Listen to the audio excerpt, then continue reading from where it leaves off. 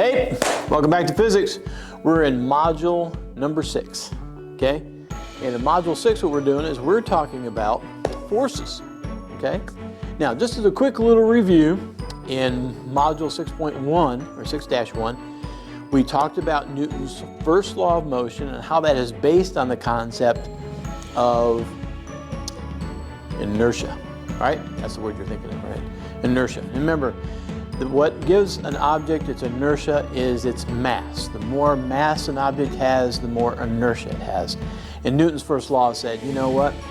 Whether an object is at rest or whether it's moving in a straight line, it wants to stay at that current motion. Whether it's sitting still or moving, it wants to stay at that constant velocity, and it wants to keep on going in the direction that it's going unless somebody introduces an outside net force. And we talked about what a net force was. Net force being when you add all the forces together, the grand total at the end is known as your net force, okay?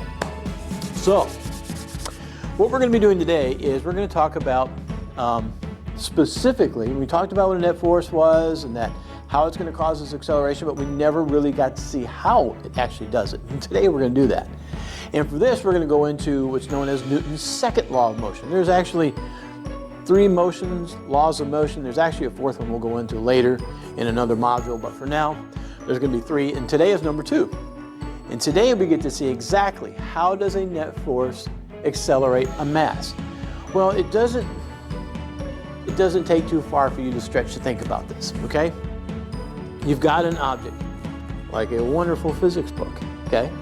And if you push on that object, you're obviously going to make it accelerate. You're going to make it change its velocity and accelerate. And the harder I push on that mass, the greater the acceleration is going to be, okay?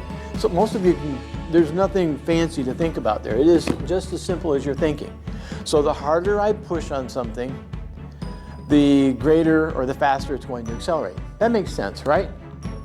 That makes sense. Just if you like a visual, like I like visuals, let's draw a little guy here, or a little girl here, pushing the box, okay? So if they push the box with just a little bit of force, okay, a little bit of net force, then you're going to get a little bit of acceleration. If our person pushes the box with a little bit bigger force, then you're going to get a little bit bigger acceleration. If our person pushes with a really big force, then you're going to get a really big change in velocity or a really big acceleration, right? That just makes sense. The harder you push, the faster the thing accelerates or speeds up, right? Just like you step on the gas in your car. The harder you step on it, the greater force comes from the engine, the quicker the car takes off and accelerates.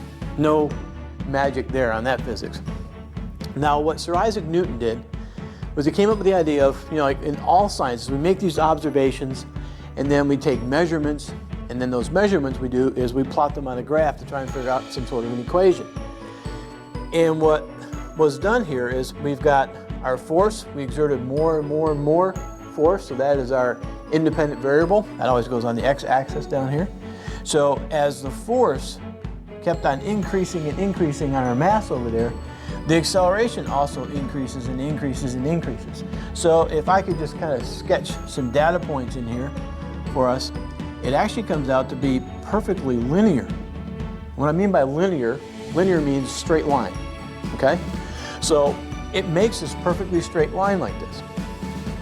Now, you could get one up this angle, one at another angle, one at another angle. All depends on the mass of the object that you have, okay? Now, once we have this, of course, we do our best fit line like we learned to do in our motion graphs, all right? So Sir Isaac Newton makes the graph, and that is definitely a linear relationship. And in your math class, you're going to make your math teacher proud. We would actually say that the variable of force is proportional. Remember, that symbol in your math class is not a fish. That means proportional to, okay? It's proportional to this one, the acceleration. In other words, it's directly proportional. In other words, as the force goes up, the acceleration goes up. As the force goes down, the acceleration goes down or decreases, okay? So it's linear. Now, from all of this, and from this idea right here, and because mass has a big part of this, remember the more mass you put in the object, the less it wants to change. So, combining force, acceleration, and mass, Sir Isaac Newton came up with what's known as the second law of motion. And it's a really simple formula. You'll like this. This is real so simple. F is equal to mass times the acceleration. Okay? In fact, we're going to put net force because, you know what? You got to ask the question. Almost got ahead of myself there. Is it possible to exert a force on something? Is it possible for me to exert a force on some mass and it will not change its velocity? Think about it. Could I push on something so hard, but it still doesn't change its speed? Let me give you an example. Okay? I can push on that wall all day long, okay? And unless I'm Mr. Incredible Universe there, this wall is not going to accelerate. It's not going to change its velocity at all, okay? So it is possible to exert a force on a mass and not accelerate. So if the only force that can actually make a mass accelerate, it's got to be some sort of big net force, okay? In other words, when I push against the wall is pushing back at me, so it cancels out, so my net force would be 0. But man, if I had a bulldozer, and I came over here, of course I'd be in a lot of trouble for doing this, but if I took a bulldozer and I pushed into that wall and I moved that wall, well that means that my bulldozer force pushing and the wall's pushing back against me, but I still win. That means my bulldozer force would be greater than the wall pushing back at me, and there would be a net force left over instead of 0. And that means the mass of the wall would begin to accelerate that way, and then I would get arrested for knocking over a building. No, I wasn't supposed to. Okay? So, the net force, after you add all those forces together, whatever's left over, as long as it's not 0, okay? Once you've add all those forces together, whatever's left over, that mass, that force, is going to make whatever that mass you're pushing on accelerate. Okay? It is going to make that thing accelerate. Now, let's go over some examples. Okay? There's no better way to learn than to look at all these different kinds of examples.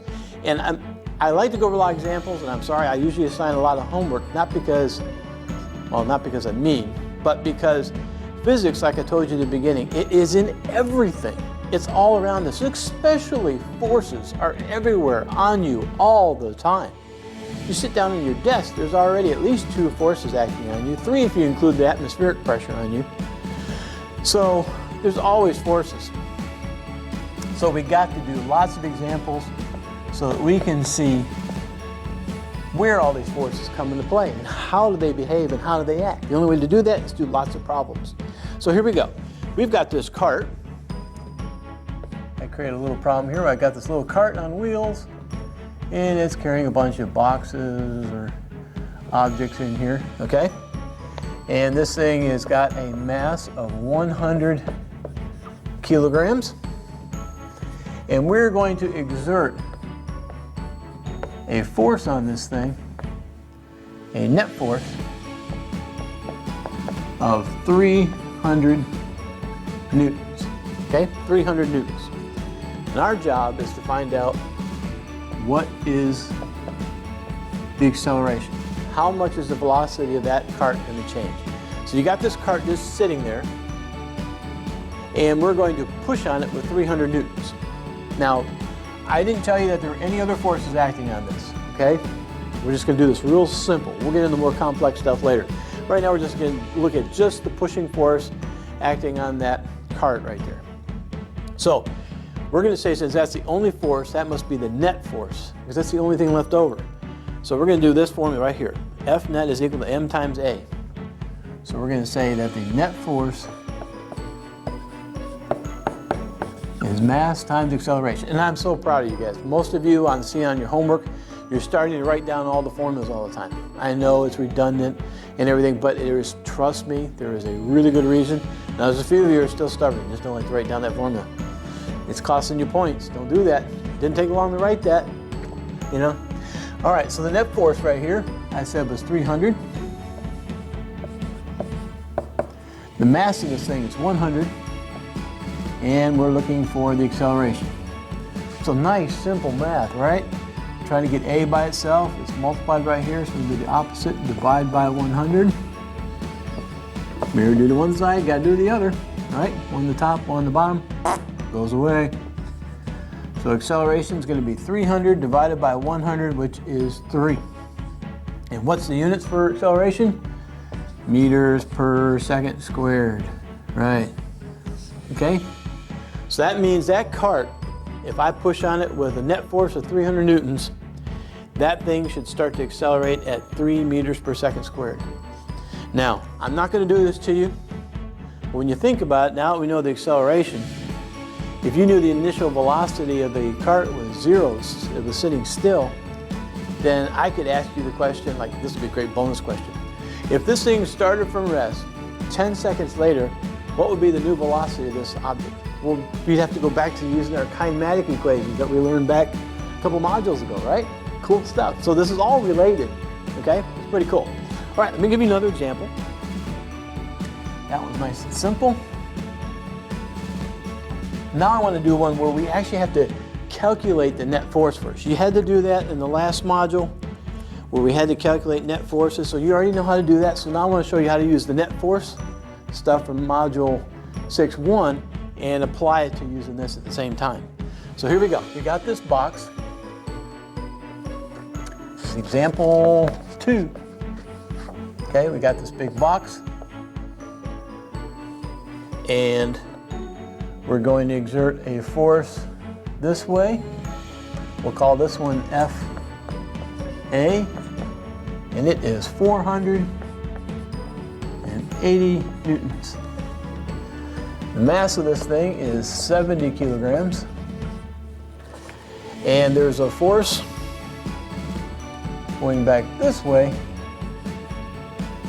We'll call that FB of 60 newtons. Okay, 60 newtons. So that might be friction, right?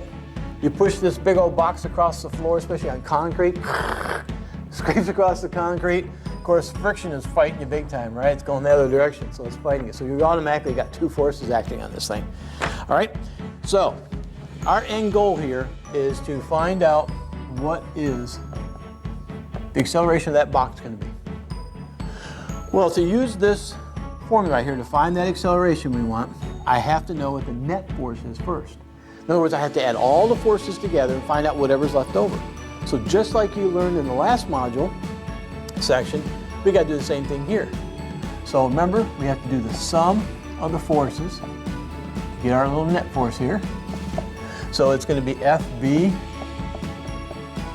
plus FA. Next step, don't forget, go look at positive and negatives. Direction. To the right is positive, to the left is negative. That's an easy thing to forget. A lot of times in physics, that's an easy thing to forget, to sign positive and negative. All right, so let's go ahead and calculate this. Our net force is going to be force of B, which is negative 60, plus positive 480. So the net force is going to be 480 minus 60. That's what, 420? I do that right? 0 from 0 is 0, 6 from 8 is 2, and the 4 is still left over, so we're good. So 420 newtons. Okay, that's the first answer. Okay, now we got the net force. All right, so we now know that this net force right here, we found it, it's 420 newtons. So now I can do my net force is mass times acceleration. The net force we just found is 420. The mass of our object is 70. And we can find the acceleration of that. So again, On this particular one, we're multiplying, so we're going to do the opposite and divide both sides. Those cancel out. You always got to do that sound when you cancel stuff out. Makes it more entertaining to do your physics. And 7 goes into 42 6 times, right? The zeros cancel out. 7 goes into 42 6 times. And the acceleration is going to be meters per second squared. Got that really jammed in there. Let's spread that out a little bit there. There we go. So that box is going to accelerate. Now, is this positive or negative? This was positive, all right? Because this was positive, so that's positive. So it's going to accelerate in the positive direction, which is to the right, at 6 meters per second squared. Okay?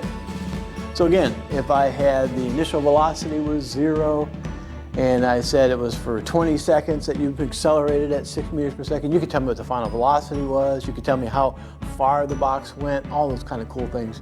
I'm not going to do that unless you really want bonus points on that test. Okay? So, here's an example where we had to do the net force first, and then we could plug it into Newton's second law. Okay?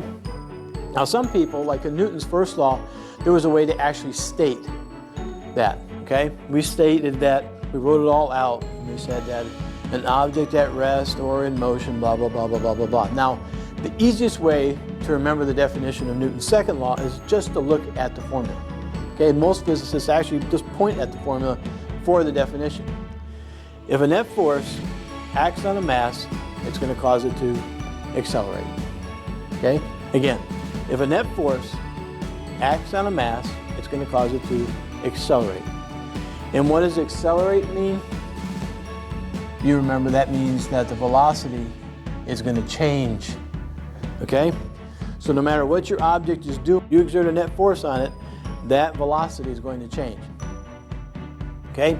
It might be the actual value, like from 20 miles per hour to 30 miles per hour, or it might actually be direction. Okay? We'll get into that when we start talking about centripetal forces. Okay? All right, so there was example number 2 and how to do that. Oh, and there's one more thing I want to show you that's really, really important. It's kind of one of those important things. I want you to put it in a big cloud off to the side on your notes somewhere. Okay, so I'm going to do it over here. Ooh, not a very good pen. Let's do it again with a better pen. Yeah, there we go. I want you to write this down, highlight it, whatever. The net force always points in the same direction as the acceleration. Okay? Whichever direction your net force is going to wind up being, whatever direction your net force is going to go, that's going to be the same direction as your acceleration. That's an important thing to remember. Because for an example, if you quit pushing so hard, let's say you just quit pushing altogether. The box is already sliding across the floor. You just quit pushing. And this 480 goes, disappears, goes to 0. Well, then your net force would only be -60, right? So this would be -60. This would be -60. This would be negative, right? Yeah, this would be negative right here. It wouldn't be 6. It would be something else. Whatever is 60, -60 divided by 70, it would be point something. But it would be negative, is what I want you to know, because the net force then would be negative, so the acceleration would be negative. Okay, so net force and acceleration always point in the same direction. Make sure you put that in your notes somewhere. Very important. Okay, I'm going to stop the video right here. I'm going to get the board ready for you for part 2 of this. We're going to talk about what happens when these forces all go vertical. Let's take a look at gravity.